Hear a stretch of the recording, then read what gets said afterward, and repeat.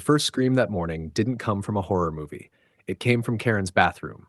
A full-body shriek so loud it rattled coffee mugs 3 houses down. By the time the neighbors peeked through their blinds, there she was, standing in her driveway, clutching clumps of blonde hair like evidence in a murder case, screaming my name. Me. The same guy who told her 100 times to stay the hell out of my lake. Now, before you jump to conclusions, let me paint the picture. My lake isn't some peaceful suburban paradise. It's a leftover pit from an old factory. A chemical soup fenced off with bright yellow signs screaming, "Hazardous water, no swimming."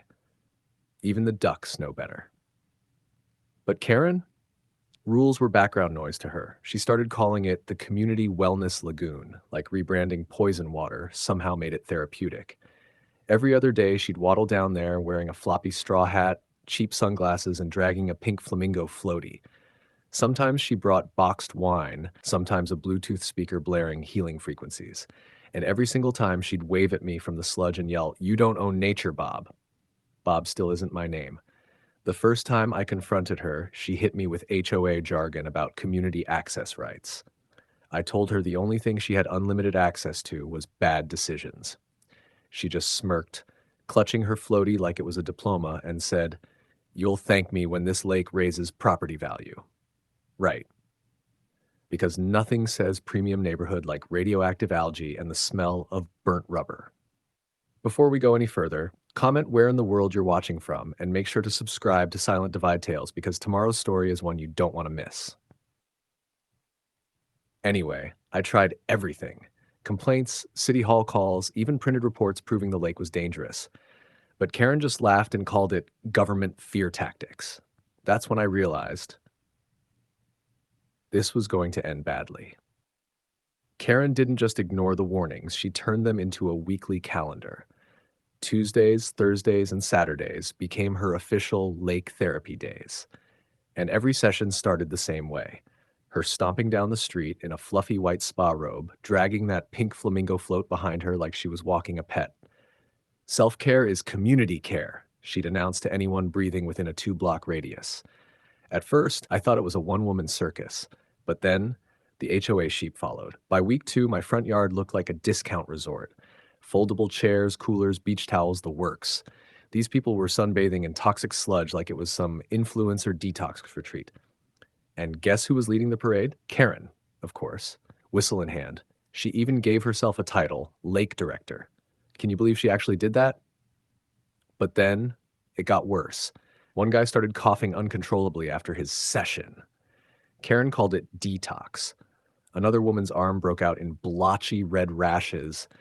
Karen told her to drink more lake water to balance it out. I nearly choked when she said that. It was like watching a cult with beach towels. I filed more complaints, begged the city to step in, but they moved slower than dial-up internet. Meanwhile, every day my backyard turned into an HOA pool party from hell. Then the signs started showing. Karen's bleached curls, thinning. At first, she blamed her shampoo. Then she blamed seasonal shedding. Sure, Karen, because hair falling out in clumps is totally seasonal. She started wearing bigger hats, pretending nothing was wrong. But we all saw it. Hair swirling down the gutters, her roots retreating faster than her common sense. The neighbors began whispering. They noticed the rashes, the coughs, that weird chemical smell clinging to their skin. And Karen, she just smiled through it all, sipping wine on her floaty, pretending the green foam around her was natural minerals. That's when I knew nature, or maybe karma, was finally stepping in. By the 3rd week, Karen's hairline looked like it was filing for divorce. It started with small patches, then full bald spots the size of quarters. She tried fixing it with a home perm kit, and the result looked like burnt hay wearing lip gloss. Every time she brushed, more hair came out.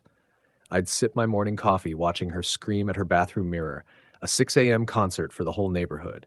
But admit she'd been swimming in toxic waste? Never.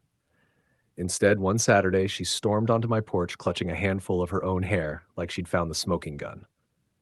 "You did this, Bob," she shrieked, still not my name. "You poisoned the lake to destroy me." I almost laughed. She looked like a molting parrot halfway through a midlife crisis.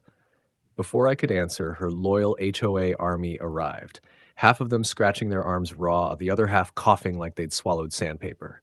Karen pointed at me dramatically, her cheap wig sliding sideways, and screamed, "This man has waged chemical warfare against the HOA." Can you believe she actually said that? But then she doubled down. Within days, she organized a full-on trial in the HOA clubhouse. She printed flyers calling me the lake villain and taped them on mailboxes. When I walked in, there she was, strutting around in a crooked dollar store wig, acting like Judge Judy on discount. Half the board was scratching their rashes, the other half trying not to laugh at the fact that her wig was on backwards. It was chaos, pure suburban theater. And just when I thought it couldn't get dumber, the door opened. In walked a man in a lab coat, clipboard in hand, the actual state environmental inspector I'd called weeks ago. You could feel the air change. He looked around, sniffed once, probably caught a whiff of Karen's detox perfume, and sighed like he'd seen this before. That's when everything flipped. The inspector set his clipboard down with the kind of calm that only comes from dealing with absolute idiots on a weekly basis. He flipped open his folder, pages stacked thick with government seals, and said, "This lake was declared hazardous 20 years ago after industrial dumping." The room froze. Karen blinked, wig slightly tilting like it wanted to escape her head. The inspector went on, "This gentleman didn't poison anything. You've been soaking yourselves in classified toxic waste, the kind of stuff even ducks avoid." Dead silence. Then someone snorted. That tiny sound broke the dam. Laughter exploded through the room. Phones came out, people snapping pictures of Karen's half-bald head glinting under fluorescent lights.